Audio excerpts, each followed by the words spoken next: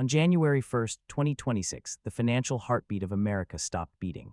A socialist administration took control of New York City, and within 48 hours, the billionaires didn't just panic. They picked up the phone and called Dallas, Miami, and Austin to book the moving trucks. This is not a drill, and this is not political fear-mongering. This is the mathematical beginning of New York City's total economic collapse. Before we dive into the numbers that explain why your wallet might be in danger regardless of where you live, make sure to hit that subscribe button for Tax Hack Pro. We uncover the financial truths the mainstream media tries to bury. Zoran Mamdani, a 33-year-old democratic socialist, has taken the keys to the most important economic engine in the Western Hemisphere. His platform sounded like a utopia to some. He promised to tax the rich into oblivion, provide free public transit for everyone, establish city-run grocery stores to combat inflation, and guarantee universal child care. It sounds fantastic on a campaign flyer, but in the cold, hard reality of economics, it is a suicide note for the city. Here is what actually happened the moment the election results were certified. The rhetoric stopped and the capital flight began. Goldman Sachs immediately confirmed their $500 million campus in Dallas was not just a satellite office, but a future hub. JP Morgan Chase quietly shifted 7,000 more high-paying roles to Texas, leaving their Manhattan skyscrapers echoing with empty cubicles. Barry Sternlicht, the CEO of Starwood Property Trust, a man managing nearly $30 billion in assets, went on national television and said the quiet part out loud. He admitted his firm is looking at the exit door, but that is just the headline news. What I am about to expose is the tax nightmare that is going to gut the middle class and the wealthy alike. As the Tax Hack Pro, let me break down the actual cost of making $1 in New York City under this new regime, because the math is frankly insane. First, you have your federal income tax, which tops out at 37%. Then New York State hits you with up to 10.9%. That is already one of the highest burdens in the country. But then comes the New York City local tax, adding another 3.876% on top of that. When you do the math, if you are a high earner in the 5 boroughs, you are handing over more than 50% of your income to the government. You work from January until July just to pay your tax bill. But wait, it gets significantly worse. Let's talk about capital gains. In most jurisdictions, the government incentivizes investment by taxing capital gains at a lower rate than your salary, not in New York. They tax capital gains as ordinary income. So if you sell stock, if you sell a rental property, or if you liquidate any appreciated asset to fund your retirement, New York hits you with that same 10.9% state rate, plus the city tax, plus the federal tax. Combined, New York City residents are looking at a tax burden on investment income that exceeds 50%. And Mamdani, he wants to raise those rates even higher. He believes there is an endless well of money he can draw from. But the well has run dry. The mainstream media is lying to you. They keep running headlines saying that billionaire flight is a myth, that the rich will never leave the culture and the food of New York. Let me show you the real data that destroys that narrative. Between June of 2024 and October of 2025, over 128,000 people packed their bags and left New York City forever. But here is the shocking part that nobody discusses. It is not just the ultra-wealthy leading the exodus. The biggest demographic group leaving the city are people making between $51,000 and $100,000 a year. That accounts for over 66,000 people. These aren't hedge fund managers. These are teachers. These are nurses. These are mid-level professionals and small business owners. The second biggest group running for the exits are those making between $100,000 and $1,000 and $200,000. That is another 62,000 people gone. These are the people who make New York City actually function. These are the people who buy coffee, pay rent, ride the subway, and keep the local economy churning. And they are leaving. Why? Because the math doesn't work anymore. A standard one-bedroom apartment in Manhattan now averages over $4,500 a month. Property taxes are skyrocketing. The cost of living, from groceries to gas, is crushing the average family. And now, the new administration wants to squeeze them even harder to pay for social programs that primarily benefit people who do not pay taxes. Where are they going? They are voting with their feet. Florida is the #1 destination. Nearly 17% of everyone leaving New York City is headed to the Sunshine State. The reason is simple: no state income tax, a lower cost of living, warm weather, and a government that actually rolls out the red carpet for businesses instead of trying to sue them into non-existence. In just the past few years, over 125,000 New Yorkers fled to Florida, and they took $14 billion in adjusted gross income with them. That is $14 billion that is no longer funding New York schools, roads, or hospitals. But Florida isn't the only winner in this game of economic musical chairs. Texas is absolutely crushing it. JP Morgan Chase now employs 31,000 people in Texas. That is significantly more than the 24,000 they have left in New York. Let that sink in. America's biggest bank, an institution synonymous with Wall Street, now has a bigger footprint in the Lone Star State than in the Big Apple. Goldman Sachs is building an 800,000 square foot campus in Dallas that will cost $500 million and open in 2028. That represents 5,000 high-paying jobs that will never pay a cent in New York City taxes. Dallas Mayor Eric Johnson, a savvy politician who switched parties because he saw the writing on the wall, predicted a flood of companies leaving New York for Dallas. He is not wrong. Plus one here is the part that should terrify every New Yorker, even the ones who voted for this socialist revolution. The top 1% of taxpayers in New York, about 41,000 people, pay more than 40% of all income taxes. The top 10% pay about 2/3 of all income tax revenue. That means the remaining 90% of taxpayers only contribute about 1/3 of the city's income tax revenue. The system is top-heavy. It relies entirely on a small group of people staying put and writing massive checks. So when even a small percentage of high earners leave, the impact is catastrophic. Between 2019 and 2020, the number of New Yorkers earning between $150,000 and $750,000 fell by nearly 6%. The number making over $750,000 dropped by nearly 10%, and that was before Mamdani got elected. Now, the exodus is accelerating. When these high earners leave, who is going to pay for the free buses? Who pays for the universal child care? Who funds the city-run grocery stores? The answer is nobody. The city goes broke. If you're looking to protect your own wealth from this kind of government overreach, you need to be informed. Subscribe to Tax Hack Pro right now, because we track these migration patterns to tell you where the smart money is going. Let's talk about what is really happening on Wall Street, behind the closed doors where the public isn't invited.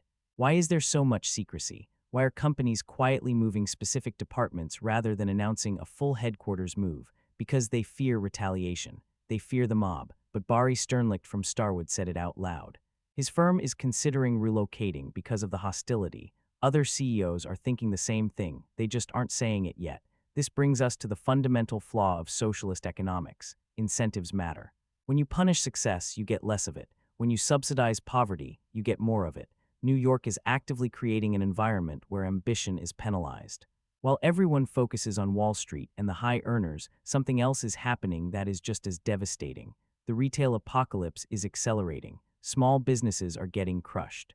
In 2025 alone, we saw beloved New York City institutions close their doors forever.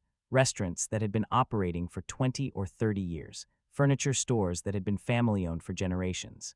Local shops that were the fabric of their neighborhoods. Why are they closing? It isn't just because they wanted to retire. It is rent increases. It is rising costs of goods.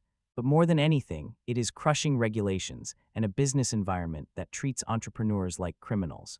One furniture store owner who closed after decades said he was leaving for the sake of his health. The stress of navigating the bureaucracy, the fines, the inspections, and the taxes literally made him sick. This is what happens when the government becomes hostile to business. The big corporations, the Amazons and the Walmarts, they can survive. They have armies of lawyers and accountants to navigate the red tape. They can absorb the costs. But the small businesses, the mom-and-pop shops, they just close. And every small business that closes is more jobs lost, more tax revenue gone, more empty storefronts making neighborhoods feel abandoned and unsafe.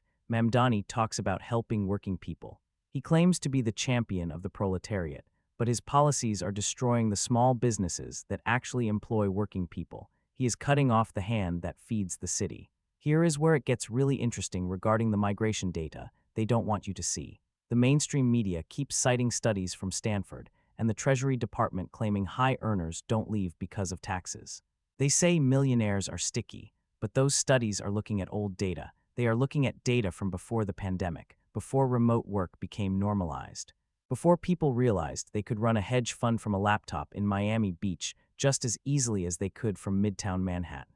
The new data tells a completely different story.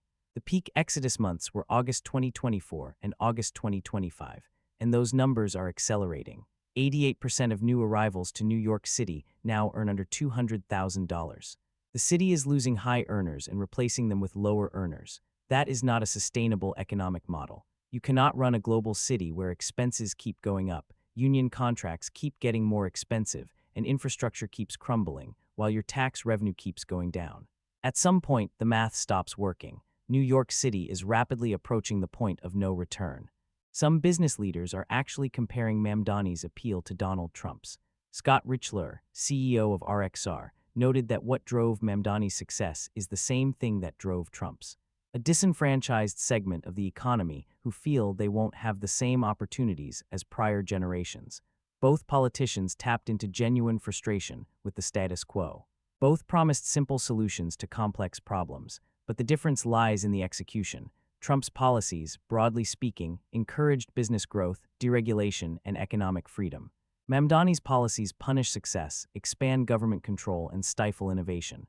One approach creates prosperity, even if it is chaotic. The other creates poverty, efficiently distributed. We are about to see in real time which approach actually works. Spoiler alert, we already know. Just look at the states people are fleeing to versus the states they are fleeing from. Red states with low taxes and business-friendly policies are growing. Blue states with high taxes and heavy regulation are shrinking. The experiment has already been run. We know how it ends. So what happens next? Mamdani took office on January 1, 2026. He has big plans. He wants to remake the city in his ideological image. Here is the timeline of what is actually going to happen. In months 1 through 3, more businesses will quietly announce expansions in other states. They won't hold press conferences saying, "We hate New York." They will just quietly stop hiring in the city. They will open a new innovation hub in Austin or Nashville. In months 4 through 6, the first wave of official relocations will be announced. These will be small and medium-sized businesses that operate on thin margins. They cannot afford the new taxes or the new mandates. They will leave to survive. In months 7 through 12, major companies will start making moves, not necessarily moving their global headquarters overnight. That takes time. But significant operations will shift. More back-office jobs to Texas, more trading desks to Florida, more tech teams to Tennessee. By year 2, the revenue shortfall will become undeniable. The city budget office will panic. Mamdani will respond the only way he knows how. He will raise taxes even higher to compensate for the lost revenue. He will call it a solidarity tax or a fair share fee. This will simply accelerate the exodus. It is a death spiral. By year 3, the city faces a genuine fiscal crisis. Services get cut. The subways get dirtier and less safe. Garbage piles up. Quality of life deteriorates. Even more people leave, including the middle class who held on as long as they could. This is the Detroit scenario, played out in the modern era. If you are a high earner in New York City right now, you have a decision to make. You can stay and pay over 50% of your income in taxes to fund programs you do not support, watching your quality of life decline. Or you can move to Florida or Texas, keep more of your own money, and enjoy a government that doesn't view you as the enemy. For some people, the culture and opportunities of New York are worth the premium. The city still has incredible restaurants, world-class museums, and an unmatched energy. There is no place like it on Earth. But for how long does that hold true? When the tax base collapses and the city can't maintain basic services, the culture suffers. When crime increases and safety decreases, the energy changes. When the best and brightest are fleeing, what is left? New York City has been running on its reputation for decades. The reputation of being the place where anything is possible, where dreams come true. Where if you can make it there, you can make it anywhere. But reputations can be destroyed. Just ask Detroit. Just ask San Francisco. Just ask Chicago. These were once great American metropolises that let progressive policies destroy their economic foundation. New York City is next in line. Let me share some data that should terrify anyone who cares about New York's future. The city lost 8,400 financial jobs in just 1 year. These aren't minimum wage positions. These are six-figure jobs that generate massive tax revenue and support local businesses. Over 1,200 retail stores closed. Each one represented jobs, tax revenue, and neighborhood vitality. The city's independent budget office confirmed the hemorrhaging of high earners, but they are still not acknowledging how bad it is going to get under Mamdani. Why? Because if they admitted the truth, it would cause panic in the bond markets. Bond ratings would drop. The city's cost of borrowing money for infrastructure would explode. The fiscal crisis would accelerate immediately. So they are downplaying it. They are calling it mixed patterns and seasonal trends. But the people actually making business decisions, the CEOs, the investors, the entrepreneurs, they are not fooled. They are looking at the data, not the press releases, and they are making plans to leave. You might be thinking, I don't live in New York, why should I care? Here is why. New York City is a test case. If Mamdani's socialist policies succeed, other cities will copy them. If they fail, other cities will learn what not to do. But there is a bigger issue. New York City is still America's financial capital. What happens there affects the entire country. When New York City's economy crashes, it doesn't just hurt New Yorkers. It affects capital markets. It affects pension funds across the nation that are invested in New York real estate.